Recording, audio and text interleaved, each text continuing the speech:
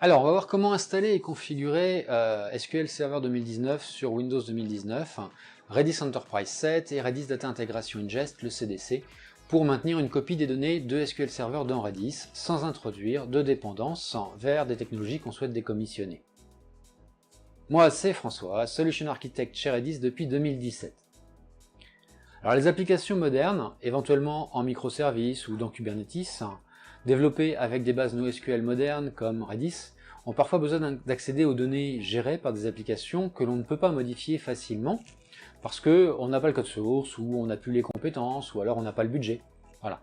Alors plutôt que d'introduire dans la nouvelle application une dépendance vers une base de données qu'on souhaite éliminer, on va voir plutôt comment faire une réplication de ces données vers Redis en temps réel, en attendant que toutes les applications migrent vers Redis et qu'on puisse décommissionner l'ancienne base sans impact sur le code. Avant de voir la suite, n'oubliez pas de cliquer sur le petit pouce pour aider les autres à trouver le contenu. Bon, j'ai d'autres bonnes surprises en préparation.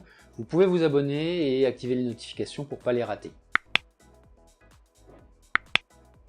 Alors, la VM Windows Server. Pour cette démonstration, je commence avec une installation minimale de Windows Server 2019 en français, avec une interface graphique sur une VM de 2 cœurs, 2 Go de RAM et 40 Go de disque. On va désactiver le pare-feu. La gestion des règles de pare-feu, c'est pas le sujet de la démonstration. Je désactive donc totalement tous les pare-feux Windows, quel que soit le type de réseau configuré pour ce serveur, domaine, privé ou public. C'est évidemment pas une configuration à faire en production. Passons à l'installation de SQL Server. Alors l'installeur de SQL Server 2019 est disponible en téléchargement sur le site de Microsoft. Il peut télécharger ensuite une image ISO de l'installation. J'ai téléchargé l'ISO de l'installation SQL Server en français et je l'ai monté sur un lecteur CD-ROM. Je peux lancer l'installeur. Je choisis d'installer une nouvelle instance autonome de SQL Server. J'ai pas de clé de licence, je choisis donc une installation d'évaluation en acceptant les termes du contrat. Et puis comme pour les pare-feux, je ne veux pas perdre de temps avec la gestion de la sécurité pour cette démonstration, je vais donc pas télécharger les mises à jour. Je choisis d'installer que le serveur SQL dans les chemins par défaut. Mais tout le reste est intéressant, mais c'est hors sujet pour cette démo. Je laisse le nom instance par défaut. L'agent SQL Server sera indispensable lors de la configuration du CDC. Je vais donc choisir d'automatiser son démarrage, ça m'évitera d'y revenir plus tard. Et puis toujours pareil, pour la sécurité, pour éviter les problèmes, je donne plus de droits à la base de données pour accélérer la création des fichiers. Je vais me connecter à la base depuis des machines qui ne sont pas dans un domaine Windows et n'ont donc pas des comptes Windows. Je permets donc les connexions depuis les comptes Windows d'une part pour me connecter depuis l'interface du serveur, mais aussi depuis des comptes à définir dans SQL Server uniquement pour faciliter les connexions depuis les autres machines. Ça va déverrouiller le compte d'administration SA à qui je dois donner un mot de passe en respectant les politiques de mot de passe. J'ajoute aussi le compte Windows administrateur avec lequel je suis actuellement connecté en tant qu'administrateur et je garde toutes les autres options par défaut. Je valide et je laisse l'installation se faire. Elle prend un peu moins de 5 minutes dans mon environnement. On va accélérer. Ensuite, pour SQL Server Management Studio, Microsoft fournit une interface d'administration dans un paquet à part. Je vais l'installer pour pouvoir créer des bases et les administrer. Alors, je relance l'application d'installation de SQL Server. Elle permet d'ouvrir une page de téléchargement de l'installeur pour SQL Server Management Studio. Je l'ai déjà téléchargé et donc je démarre l'installation. Je garde le chemin d'installation par défaut et je laisse l'installation se faire, elle prend environ 4 minutes avant de demander un redémarrage. On va créer des bases. Je vais avoir besoin d'une base de données source dans SQL Server avec au moins une table et des données. Je démarre donc SQL Server Management Studio, je me connecte avec le compte SQL Server, ça me permet de valider le mot de passe et l'activation du compte que j'utiliserai par la suite depuis le réseau. Et puis, il faut accepter le certificat auto-généré du serveur parce que je n'ai pas déployé un certificat personnel. Je vais créer une nouvelle base de données que je vais appeler e-commerce et je note le nom du groupe de fichiers pour les données, j'en aurai besoin plus tard. Je crée une nouvelle table minimale de produits avec 3 colonnes, un identifiant, un nom de produit et une quantité en stock.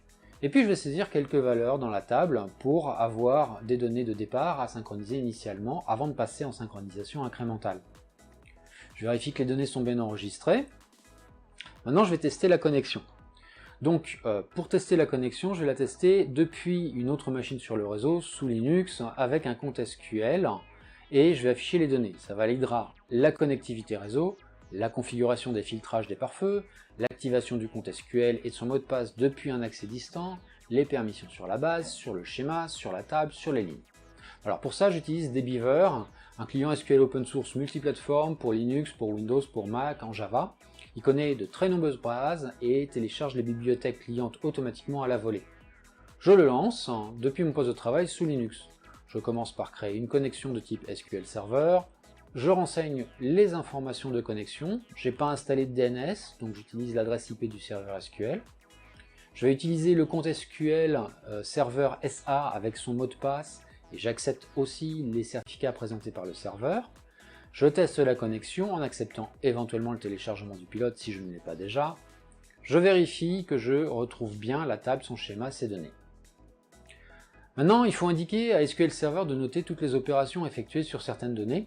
Et pour ça, il faut activer la fonctionnalité au niveau de la base de données, puis indiquer quelles tables sont concernées. La procédure est décrite dans la documentation Redis officielle. Je démarre SSMS et je vais exécuter le modèle Enable Database for CDC depuis l'explorateur de modèles en le configurant pour la base e-commerce que j'ai créée.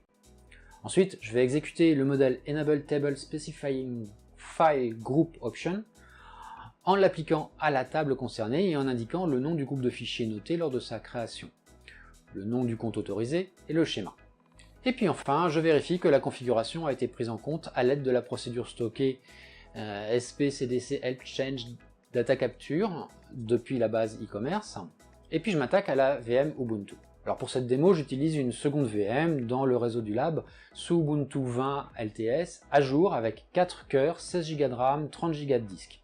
La machine doit faire fonctionner 3 nœuds Redis Enterprise Cluster dans des conteneurs Docker, l'interface Redis Insight dans Docker et plusieurs pods dans Kubernetes Rancher K3s. Il est probablement possible de faire plus petit, mais j'ai pas testé. Cette infrastructure n'est pas supportée officiellement par Redis, elle ne doit pas être déployée en production, mais elle est plus facile à reproduire pour tester des fonctionnalités sur des environnements personnels ou alors contraints. Installons Redis Enterprise et Redis Insight avec une base. Alors, je vais déployer un cluster Redis Enterprise dans Docker avec Docker Compose. Pour ça, j'utilise la version de Docker fournie par Ubuntu et je télécharge une version plus récente de Docker Compose pour supporter la version du fichier de configuration que j'utilise.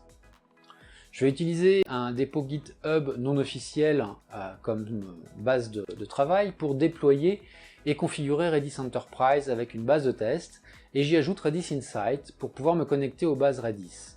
L'étape dure à peu près 3 minutes. Je vais pouvoir tester la disponibilité de Redis Insight sur le port 5540 et celle du cluster sur le port 8443 en HTTPS, c'est important. Je vais utiliser la base de test d'exemple comme une base de destination pour Redis Data Ingest et j'en profite pour configurer la connexion à cette base dans Redis Insight. Techniquement, Redis Data Integration est un ensemble de processus pilotés par un opérateur avec des services de supervision Prometheus dans Kubernetes. Il n'y a pas besoin de connaître Kubernetes, l'installateur comporte un mini Kubernetes Rancher qui va déployer et configurer automatiquement pour nous. Je télécharge le paquet d'installation de Redis Data Integration depuis le portail de téléchargement officiel Redis. RDI a besoin d'une base Redis technique, je l'autorise à la créer automatiquement et lui donne les informations de connexion au cluster Redis Enterprise dans lequel l'a créé. Je lui donne aussi les informations de connexion à mettre en place pour cette base. L'installeur crée la base pour moi, la configure, déploie l'environnement Kubernetes K3s et y déploie Redis Data Integration. Pendant ce temps, j'en profite pour configurer l'accès à la base technique dans Redis Insight. Enfin, l'installateur va générer un modèle de configuration en fonction de la base de données source. J'ai choisi d'utiliser SQL Server. Je configure ensuite l'utilisateur et le mot de passe de la base de données de destination, la base Redis d'exemple, pour qu'ils soient enregistrés dans un secret Kubernetes sécurisé et qu'ils n'apparaissent pas dans le fichier de configuration. À propos du fichier de configuration, je me base sur le modèle de fichier de configuration dont je vais retirer les sections inutiles pour sa démonstration et configurer l'emplacement de la base source et de la base destination. Je limite la réplication à toutes les lignes d'une seule table, les produits. Je vérifie que Redis Data Integration est bien déployé et je vais appliquer la configuration à l'aide de l'outil Redis DI qui va s'occuper de gérer toute la communication avec Kubernetes. Le déploiement nécessite quelques minutes, ça dépasse le seuil d'attente dans mon infrastructure, mais il sera complètement déployé quelques secondes après l'expiration du délai. Alors en cas de problème, si je constate un problème avec la commande redis-di status, je peux facilement l'identifier. Dans mon cas, la base de données source a été configurée, mais j'ai pas enregistré les informations de connexion dans le secret Kubernetes. Alors je vais ajouter les informations de connexion correspondant à la configuration de la base source dans le secret, le compte SA avec son mot de passe. Ensuite, je constate qu'il y a encore un autre problème, c'est pour se connecter à la base de destination Redis. En effet, elle est configurée avec un mot de passe dans RDI alors qu'elle a été créée sans mot de passe. Alors je vais activer l'authentification par mot de passe dans Redis Enterprise. L'opérateur et le déploiement dans Kubernetes va automatiquement retenter de se reconnecter avec des délais de plus en plus longs qui sont plafonnés à 5 minutes environ. Alors on constate que 7 changements capturés sont en pending jusqu'à ce qu'ils puissent être répliqués dans la base Redis de destination. Ça se débloque tout seul. Alors testons. Regardons les données dans la base de destination avec Redis Insight. On va y retrouver les 7 enregistrements. La synchronisation initiale, c'est donc terminé. J'active le rafraîchissement automatique pour tester la propagation des modifications. Et on va modifier les données dans SQL Server. Alors je vais encore utiliser des beavers pour modifier les données dans la base SQL Server source. Et comme j'ai créé un schéma avec une taille de champ vraiment trop petite, je dois m'y reprendre à plusieurs fois pour que le libellé tienne en 10 caractères. Ça, c'est ce qu'on appelle l'effet démo. Je vérifie que les modifications se sont bien propagées dans la base Redis de destination. Donc les modifs se propagent. Regardons les suppressions. Je vais supprimer une ligne dans la base source SQL Server, toujours avec des beavers, la propagation est instantanée, et le rafraîchissement de Redis Enterprise, se faisant toutes les 5 secondes, va afficher la disparition, si on peut dire. Et puis, finalement, on peut constater, dans l'état temps réel de Redis Intégration, qu'il y a eu 7 insertions, les données d'origine, j'ai pas créé de nouvelles données, une mise à jour et une suppression. Alors j'avais pas ajouté de filtrage particulier ou de règle de transformation des données, mais c'est possible. Si j'avais eu une colonne de prix unitaire dans les données sources, j'aurais pu dynamiquement créer une nouvelle colonne valeur en stock pour chaque ligne et en calculer la valeur. De même, j'aurais pu filtrer pour ne propager que les changements concernant des articles dont la quantité est supérieure à 0 en stock. Alors en attendant ma prochaine vidéo, vous trouverez des liens sur les contenus complémentaires dans la description. Merci d'avoir regardé cette vidéo et à la semaine prochaine. À bientôt, au revoir.